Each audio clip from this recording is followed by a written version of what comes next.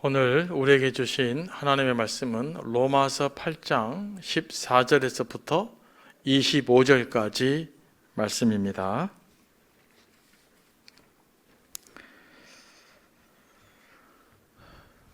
한 절씩 교독합니다.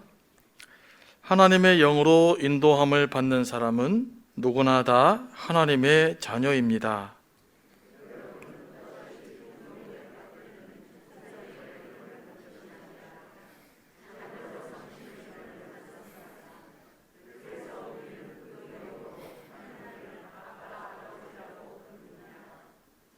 바로 그때에 그 성령이 우리의 영과 함께 우리가 하나님의 자녀임을 증언하십니다.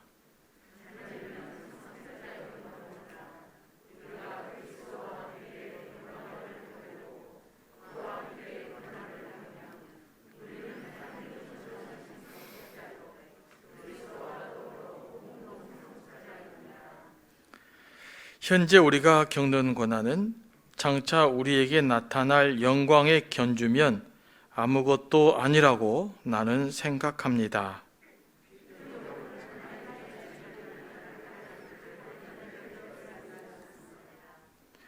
피조물이 허무에 굴복했지만 그것은 자의로 그렇게 한 것이 아니라 굴복하게 하신 그분이 그렇게 하신 것입니다. 그러나 소망은 남아 있습니다.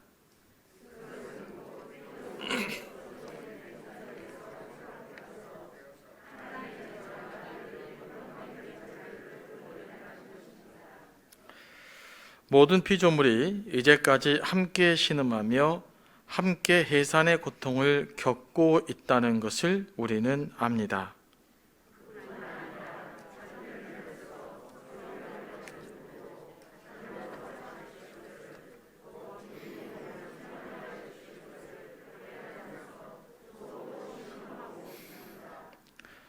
우리는 이 소망으로 구원을 얻었습니다. 눈에 보이는 소망은 소망이 아닙니다. 보이는 것을 누가 바라겠습니까?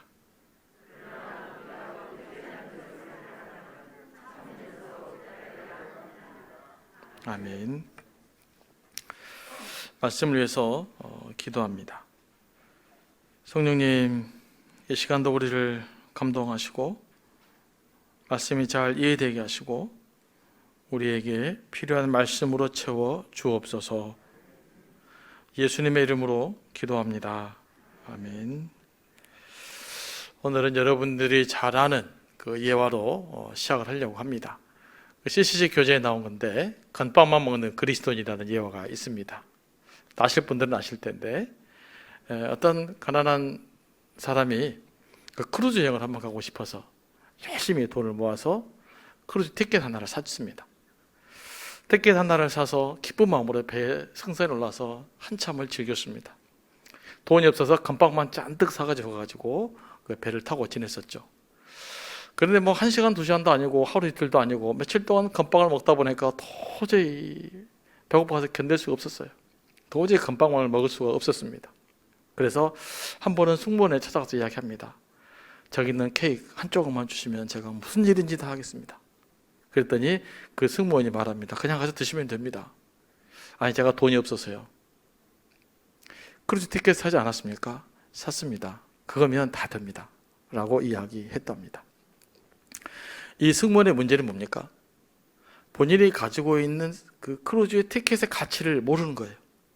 모르니까 배를 타면서도 그냥 건빵만 계속 먹고 있다가 너무너무 무료해서 한 조각만 좀 먹게 해달라고 부탁을 하는 일들이 벌어진 것입니다. 여러분, 우리가 하나님의 자녀라는 특권을 모르면 이렇게 살 수 있어요. 하나님의 자녀의 특권, 그 가치를 모르면 예수를 믿어도 마치 그냥 건빵만 계속 먹는 그리스도인들처럼 그렇게 살아갈 수가 있는 거죠. 여러분은 어떻게 살고 있습니까? 예수를 믿어도 여전히 그냥 아무것도 없는 것처럼 또 그렇게 살아가고 있습니까? 아니면 하나님의 자녀로서의 특권을 누리며 살고 계십니까? 우리가 이런 것들 좀 체크하면서 좀 더 풍성한 삶을 여러분들이 살 수 있게 되기를 원합니다. 우리가 풍성한 삶을 살려면 우리가 하나님의 자녀로서의 가지는 그 특권을 잘 알아야 됩니다. 14절 말씀 보면 하나님의 영으로 인도함을 받는 사람은 누구나 다 하나님의 자녀입니다. 기록되어져 있죠. 자, 하나님의 영은 누구를 의미할까요? 성령을 의미하죠. 그러니까 성령으로 인도함을 받은 사람은 다 하나님의 자녀라는 것을 의미하죠. 예수님을 구주로 영접하고 성령의 열매를 맺는 사람, 말씀이 이해되고 말씀에 긍정적으로 반응하는 사람, 이런 사람들은 다 하나님의 자녀라는 말입니다. 완전하지 않을지라도 하나님의 자녀들은 이런 반응을 일으킵니다. 이때부터 중요한 것은 하나님의 자녀라는 그 확신을 가지고 살아가는 것이 중요합니다. 자, 이것을 믿지 못하면 여러분 영적으로 행복하지 않아요. 여러분들이 영적으로 행복하려면, 영적으로 힘이 있고 좀 능력 있는 삶을 살려면 내가 하나님의 자녀라는 분명한 확신을 가지고 살아야 돼요. 예수님이 믿어지고 말씀이 이해되고 말씀에 대해서 긍정적으로 반응하게 됐다면 이제는 여러분들이 하나님의 자녀라는 것을 의심할 필요가 없는 것입니다. 내가 분명한 하나님의 자녀라는 자거식을 가지고 살아야 돼요. 우리 예수 믿는 사람들은 하나님의 자녀라는 자거식이 분명해야 됩니다. 이게 이제 문제가 생기면 늘 신앙생활을 해도 불안하고 내가 무슨 또 연약해지고 또 죄를 짓게 되어지고 문제가 생기면 신앙이 금세 막 흔들리는 거예요. 말씀이 되십니까? 예수님 믿으셨습니까? 그렇다면 이제부터 여러분 해야 될 일은 나는 하나님의 사람이다라고 하는, 나는 하나님의 자녀라고 하는 분명한 그 정체성을 가지고 살아가시기 바랍니다. 제가 어렸을 때 가장 힘들었던 순간이 있어요. 그때 언제였냐면요, 저희 형제들이 저에게 너 다리 밑에서 주웠다 라는 말을 제가 진심으로 믿는 순간이었어요. 초등학교 4학년 되니까 그 말이 진심으로 믿어지더라고요. 얼마나 불행합니까? 이게 우리 부모가 아니구나, 내 우리 부모를 찾으러 가야 되나 보다, 이런 생각을 했단 말이에요. 그래서 이제 제가 우리 집을 떠나서 다리 밑에 있는 엄마를 찾아야 할 것 같았었거든요. 그래서 제가 눈물 흘리면서 드디어 나 진짜 엄마를 찾으러 가랍니다 그랬더니 우리 형님이 큰 밥 한 때리면서 야, 그 말을 진짜로 믿냐? 그랬을 때 들려오는 그 위안, 그 위로, 그거 엄청났습니다. 그때 우리 엄마다, 우리 아버지다 라는 그 인식이 얼마나 그 안심이 되고 얼마나 행복한지 몰라요. 만약에 여러분의 자녀가요, 여러분의 자기 부모를 믿지 못한다면 그때부터는 모든 게 불행해져 버립니다. 다 가져도 불행해져 버려요. 그렇잖아요. 내 부모가 아니에요.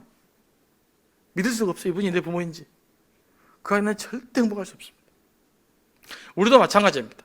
우리 하나님의 자녀인데 내가 하나님의 자녀라는 사실을 믿지 못하면 계속 불행해지는 거예요. 영적으로. 여러분이 예수를 믿을 수 있다는 것, 말씀이 이해된다는 것, 말씀에 긍정적으로 반응할 수 있다는 것, 그 이외에 다른 방법이 없어요. 하나님의 자녀라는 기준이 특별한 것이 없단 말이에요. 무슨 눈을 감아도 뭣도 안 보이고요, 또 들리면 더 이상해요. 보이면 더 이상하고. 말씀이 들려지고 말씀이 믿어지면 여러분은 하나님의 자녀라는 믿음으로 살아갈 수 있게 되기를 원합니다. 그래서 인간은 하나님을 나의 아버지라고 깨닫는 바로 그 순간, 하나님이 나의 아버지 되심이 확실하게 믿어지는 순간이 가장 행복한 순간이에요. 가장 오늘을 의미 있게 살아갈 수 있는 방법의 기초가 되는 것입니다. 여러분, 하나님 누구십니까? 여러분의 아버지다. 이런 분명한 신앙 고백이 있게 되길 원합니다. 자, 15절 보십시오. 여러분은 또다시 두려움에 빠뜨리는 종살이의 영을 받은 것이 아니라 자녀로 삼으시는 영을 받았습니다. 그래서 우리는 그 영으로, 성령이죠, 하나님을 뭐라고 부릅니까? 아빠, 아버지라고 부릅니다. 아바, 아버지는 아빠라는 소리죠. 그동안 유대인들은 하나님을 거룩한 하나님으로만 생각을 했어요.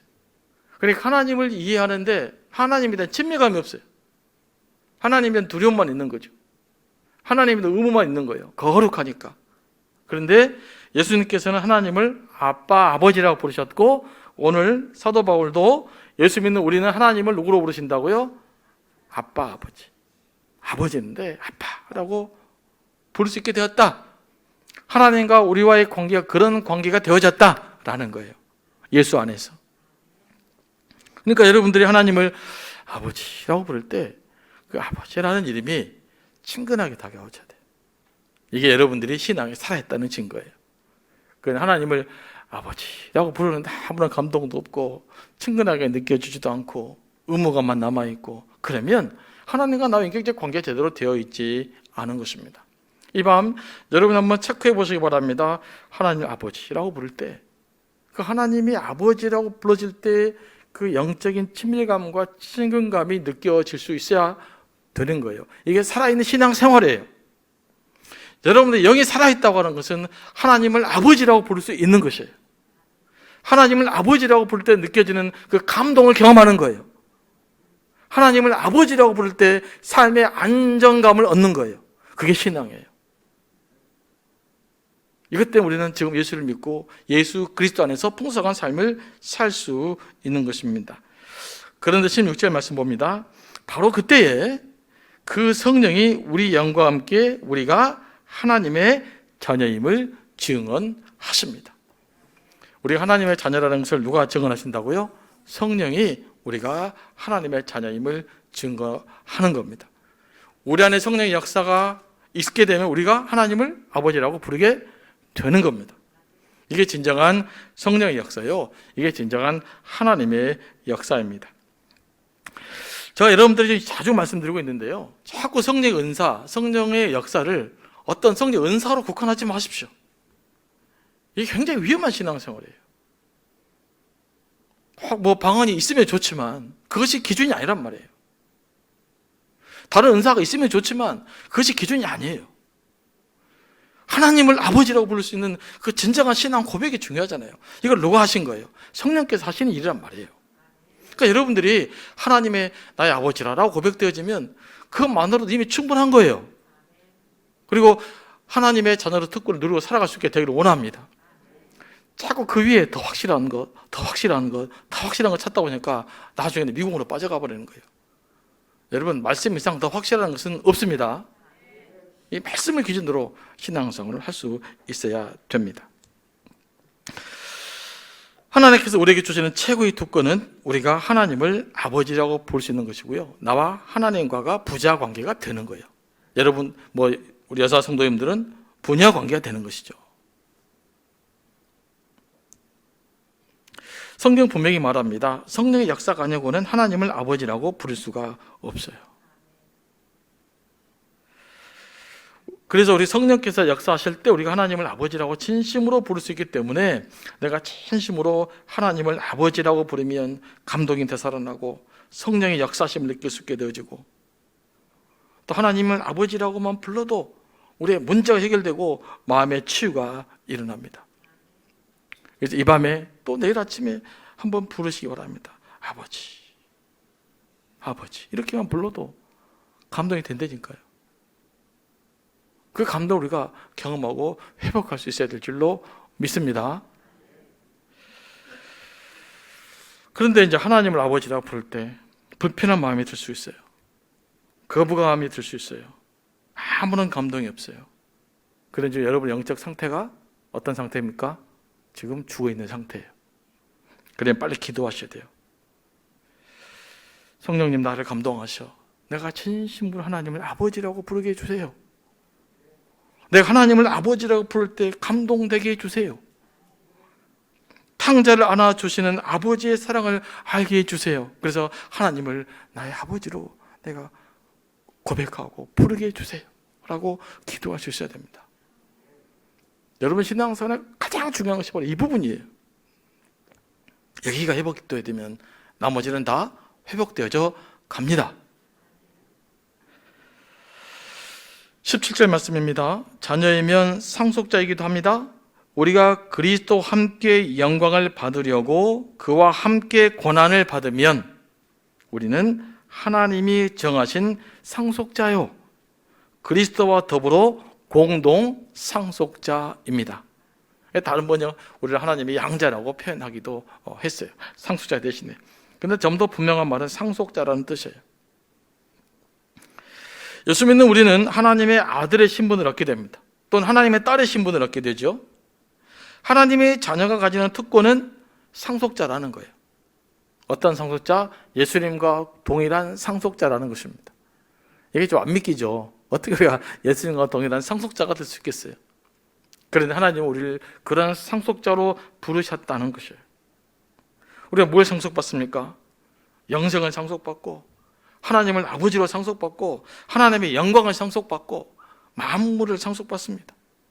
다시 말해서 왕의 권위를 상속받는 거예요. 자, 여러분들 어떤 사람들입니까? 왕의 권위를 상속받은 사람입니다. 너무 크니까 잘 이해가 안 되죠. 그죠? 뭐 그냥 복을 준다든지 얘기도 쉽죠.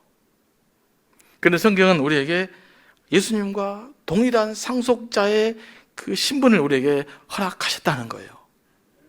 그러니까 그 신분을 좀 누리며 살아갈 수 있게 되기를 원해요. 자, 여러분은 하나님의 왕권을 물려받은 상속자입니다.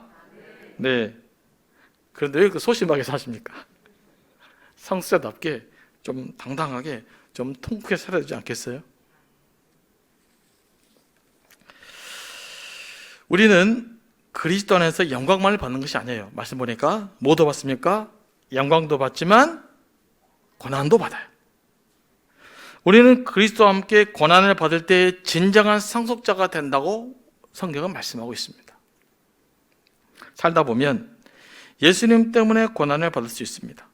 그때마다 회피하지 말고 고난도 함께 받을 수 있는 그런 담대함이 있어야 됩니다. 우리 신앙의 문제가 뭘까요? 우리가 좀 성숙하기 위해서 부족한 면들이 하나 있어요. 그것이 뭘까요? 대부분 고난 없이 영광만을 받으려고 하는 데 있어요. 그러니까 고난 없이 복만 받았으면 좋겠어요. 주일 예배 잘 나오고 수요일에 열심히 나오고 새벽 예배 나오면 그냥 모든 일이 잘 풀려갔으면 좋겠어요. 그런데 우리 인생은 그러지 않는다는 것입니다. 우리가 주일 예배를 열심히 참석하고 수요 기도에 나오고 때로는 뭐 금요 철야도 하고 새벽에 나와도 때로는 우리가 어쩔 수 없이 당해야만 되는 그런 고난이 있어요. 반드시 우리는 어떤 고난을 겪게 돼 있습니다. 그런데 이 고난 없이 영광만을 받으려고 하면 우리의 신앙의 질이 성숙하지 못해요. 항상 그 수준에서 머무르게 됩니다. 그래서 이 보네포라는 신학자는 이런 이야기를 했죠. 고난 없이 영광만을 받으려고 하는 것을 값싼 은혜라고 그랬어요. 뭐라고요? 값싼 은혜. 여러분의 지금 은혜는 지금 값싼 은혜에 머물러 있습니까? 아니면 고귀하고 값비싼 은혜에 머물러 있습니까? 진정한 값비싼 은혜는, 진정한 고귀한 은혜는 뭐예요? 고난과 함께 경험하는 은혜라는 거예요. 여러분들이 하나님의 은혜를 정말로 고귀하게 경험하려면 모두 함께 있어야 된다. 고난과 더불어 또 고난을 통과하면서 고난을 수용하면서 받는 하나님의 은혜여야 돼요. 이게 진정으로 귀한 하나님의 은혜입니다. 우리는요, 그 귀한 것일수록 비싼 값을 치르잖아요. 만약 여러분에게 그 그림이 있다고 한번 생각해 봅시다. 제일 비싼 900억 되잖아요. 그래 여러분의 누가 딱 선물로 주셨으면 어떻게 하겠어요? 함부로 내쳐보겠습니까?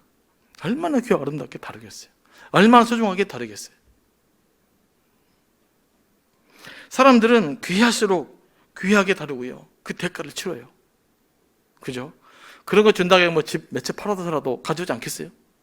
만약에 뭐 그럴 일 없겠지만. 귀하면 그 귀한 것만큼 그에 대한 가치를 지불하는 거예요. 그게 고난이에요. 그러면 예수 그리스도는 우리에게 생명을 주신 분이잖아요. 그 그림보다 훨씬 더 가치 있는 거잖아요. 그러면 당연하게 그 예수님께 맞는 고난의 가치를 지불하게 돼 있어야 돼요. 그게 신앙인이에요. 그러니까 예수 그리스도의 가치를, 그분의 가치를 알면 알수록 우리는 고난을 더 적극적으로 수용할 수 있는 믿음의 담대함을 갖게 되는 것이죠. 그리스도의 가치를 알기 때문에 그래요. 그런데 이 그리스도의 가치를 모르면 고난받기 힘들죠. 그렇죠? 뭐 쌀이 싼 것을 내가 고난을 당할 수는 없잖아요. 빚대는 큐빅 몇 개 주셨는데 그것을 내가 고난을 지불하지 않잖아요. 없으면 많은 거죠. 예수 그리스도는 없으면 많은 것이 아니고 반드시 우리 인생에 있어야만 되는 귀한 존재잖아요. 그렇다면 그분의 가치 때문에 예수님과 함께라면 때로는 고난을 경험할 수밖에 없다는 것입니다. 그래서 고난이 이렇게 밀려오려고 해도 피하려고 하지 말고 담대하게 좀 넓게 포용력 있게 수용하며 살아갈 수 있게 되기를 원합니다. 18절에서 뭐라고 말합니까? 계속 관련되어 있는데 현재 우리가 겪는 고난은 장차 우리에게 나타날 영광에 견주면 아무것도 아니라고 나는 생각합니다. 당시 예수님을 믿고 사는 사람은 고난과 분리될 수 없는 삶이었습니다. 처음에는 천국의 소망, 구원의 감격 때문에 고난을 두려워하지 않습니다. 하지만 신앙생활이라는 것이 한순간에 딱 결단하고 실천하고 끝나면 얼마나 좋겠습니까만은 그런 것이 아니에요. 신앙은 한순간 결단하고 실천하고 끝나는 것이 아니라 지속적으로 살아내야만 되는 삶이에요. 그게 신앙생활이에요. 우리는 하나님께서 여러분들 하나님의 자녀로 부르셨고요. 여러분들이 아름다운 신앙생활을 하도록 부르신 거예요. 지속적 삶을 살아야 돼요. 그리스도인답게. 그러다 보면 세상적 가치와 문화가 충돌하기 때문에 어쩔 수 없이 어느 정도 우리가 고난을 당할 수밖에 없는 것입니다. 우리가 그냥 아무렇게나 살아버리면 고난 안 당할 수 있어요. 그러나 그리스도인답게 살려면 어느 정도 고난에 직면할 수밖에 없습니다. 때로는 그리스도인답게 살아야 되기 때문에 더 큰 고난에 직면할 수도 있는 거예요. 그래서 이런 고난들을 겪을 수밖에 없는데 그러면 이런 고난이 우리에게 올 때 이 고난을 어떻게 극복할 수 있는 것인가? 바울은 지금의 고난에 집중하지 말고 우리에게 나타날 뭘 바라보고요? 미래의 영광을 바라보라고 말합니다. 우리의 미래는 예수님 때문에 보장받은 미래입니다. 일단 그것을 믿으십니까? 여러분의 인생은 예수님 때문에 보장받은 인생이에요. 이 세상에 어떻게 살든지 간에. 그렇다면 보장된 하나님의 나라를 우리가 생각해야 돼요. 그러면 지금을 견뎌낼 수 있는 힘을 얻게 되는 것이죠. 사람은 희한합니다. 미래의 보장이 확실할 때 현재의 고난을 견뎌낼 수 있어요. 만약 여러분 1년만 지나면 1년 동안 착 참고 견디면 막 수십억을 준다 그러면 다 잘 참아낼 것입니다. 왜냐하면 1년만 딱 견디면 수십억이 들어오기 때문에 견디는 힘이 되는 거죠. 하나님 우리에게 영생을 약속하시면서 인생을 끝까지 믿음 안에 살라고 말하는 거예요. 내 안에 진짜 영생의 보상이 기다리고 있다. 하나님 약속이 기다리고 있다. 이것이 믿어지십니까? 예, 이걸 자꾸 생각하시면 지금의 고난을 이겨낼 수 있는 힘을 얻게 되는 것이죠. 그러므로 현재 고난을 가장 잘 극복하는 것은 하나님의 나라, 미래의 영광, 이것을 늘 기억하는 데 있습니다. 우리의 헌신도 어떤 의미에서는 고난이라고 볼 수 있어요. 여러분들 교회에 나온 헌신도 그잖아요. 이 시간에 편안하게 쉴 수 있는데 말씀대로 나와야 되잖아요. 그죠? 또 주일날 놀러 갈 수 있는데 안 가고 주일 예배에 참석해야 되잖아요. 내가 하고 싶은 것이 있는데 또는 못 해야 되잖아요. 그래서 신앙생활 하다 보면 자연스럽게 어떤 의미에서는 크고 작은 고난을 우리가 경험할 수밖에 없는 거죠. 우리가 헌신도 기쁨으로 헌신하려면요, 하나님의 나라를 생각하고 하나님의 약속을 기억하셔야 돼요. 그러면 여러분 헌신들을 감사함으로 감당할 수 있을 것입니다. 성경 분명하게 말합니다. 지금 우리가 받는 고난은 하나님과 함께 누릴 영광에 비하면 뭐라고요? 아무것도 아니다. 네, 이 사실을 믿을 수 있겠습니까? 네, 이 사실을 믿어줘야 돼요.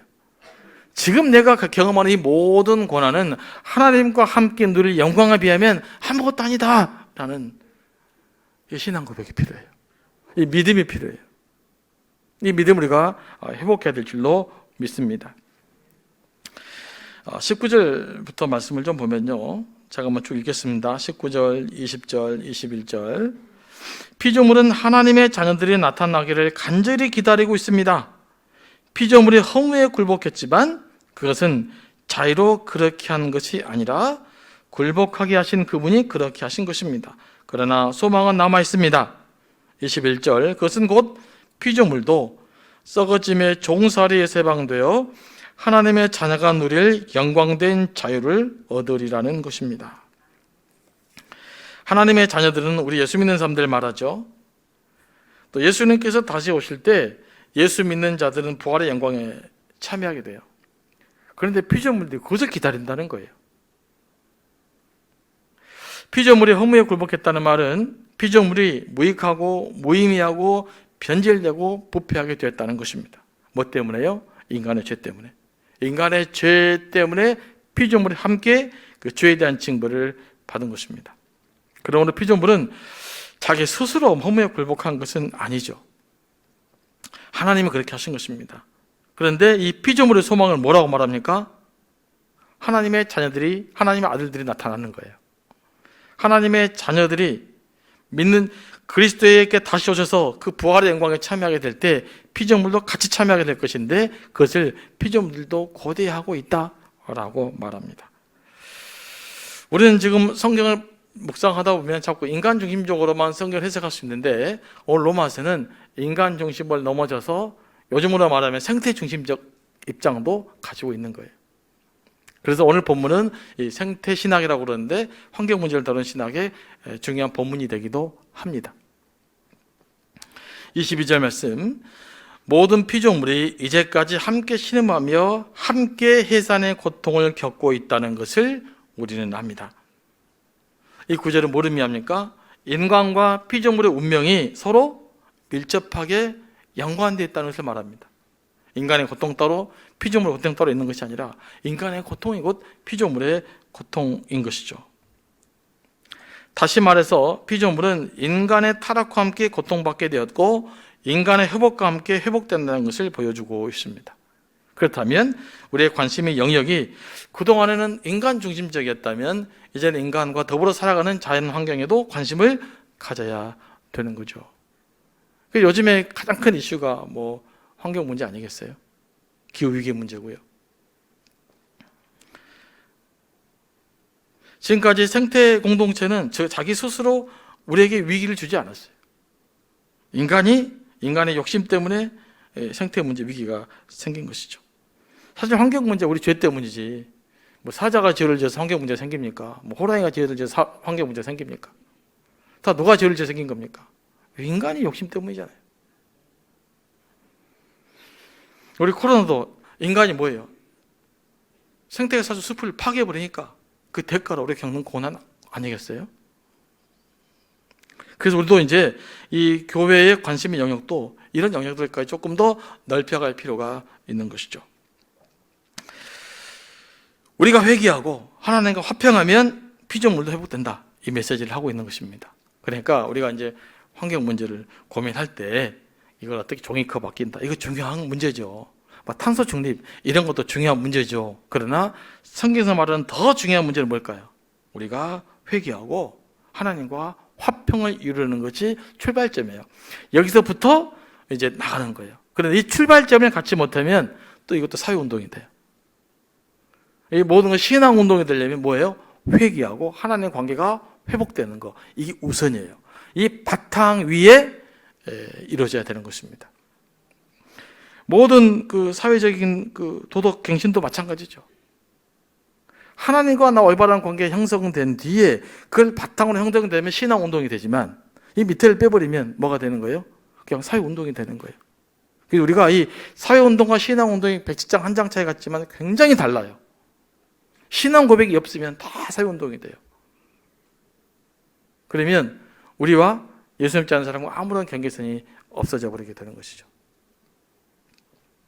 23절 넘어갑니다. 그뿐만 아니라 성령의 첫 열매로 성령을 받은 우리도 자녀로 삼아 주실 것을 곧 우리 몸을 속량하여 주실 것을 고대하면서 속으로 신음하고 있습니다. 이 말씀이 또 좀 깊이 생각해 봐야 될 말씀이에요. 성령 받은 우리 곧 믿는 자들도 속으로 탄식하면서 언제나 몸의 구원을 고대하고 있다는 말입니다. 이 말이 무슨 말일까요? 예수 믿으면 구원 받은 자잖아요. 근데 또 구원을 고대하고 있단 말이에요. 이게 무슨 말일까요? 성화의 과정을 이해하고 있는데요. 더 온전한 구원을 고대하고 있다는 말입니다. 성령 받은 사람들은 구원받은 사람에도 불구하고 내면에 기쁜 탄식이 또는 있어요. 왜냐하면 우리는 좀 신학적으로 표현하면 이미와 아직 사이에 있기 때문에 그래요. 우리가 이미 구원받은 자지만 아직은 구원받아야 될 죄 아래에 있기 때문에 예수 믿는 사람도 신앙이 좋은 사람도 내면 속에서는 탄식이 있는 거예요. 사도 바울의 표현에 따르면 마음은 선을 원하지만 육신은 죄를 원하는 모습 때문에 탄식하며 살아가고 있는 거예요. 그래서 우리 예수 믿는 사람들은 하나님과 관계 속에서 깊은 친밀감과 해방감도 누리지만 더불어 뭐도 느끼냐면 내면 깊은 곳에서 탄식도 있어요. 아직 변화되지 않는 내 모습 때문에, 아직 성숙되지 못한 내 모습 때문에 우리는 탄식하며 살아가는 거예요. 모든 인간은 이런 시름이 있습니다. 모든 인간은 죄에서 벗어나고자 하는 욕망이 있기 때문에 그래요. 그래서 이 신음소리가 사라지면 타락합니다. 우리 시대, 우리 사회의 비극은 이런 신음소리가 점점 사라지는 데 있어요.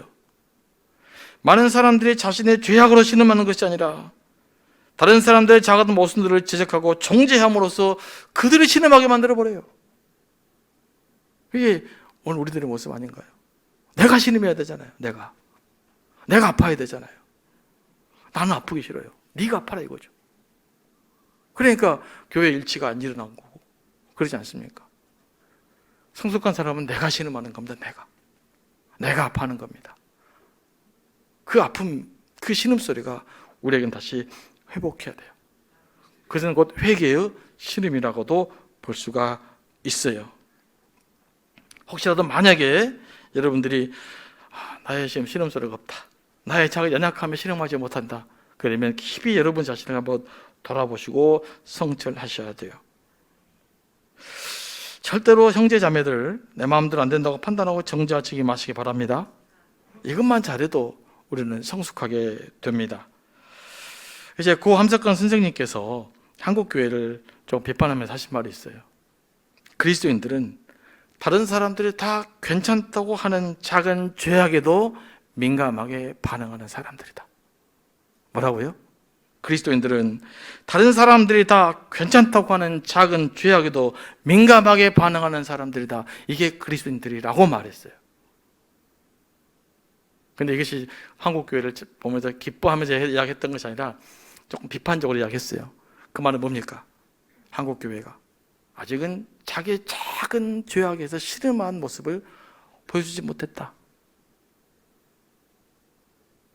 한국교회는 여기서부터 회복돼야 된다. 이야기하고 있는 거예요. 여러분 어떻게 살고 있으십니까? 여러분의 작은 죄악 때문에 신음하고 살아가고 계십니까?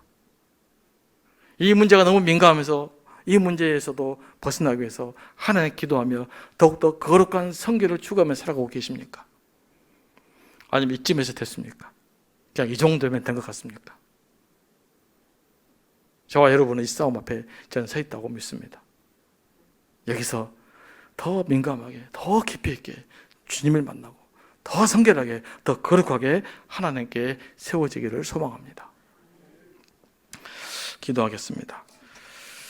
하나님 아버지, 오늘 또 귀한 말씀으로 인도해 주셔서 감사합니다. 이 말씀 붙들고 또 한 주간도 승리하며 살아가시도록 인도하시고 우리를 살게 하는 영적 힘이 되게 하여 주시옵소서. 예수님의 이름으로 기도합니다. 아멘.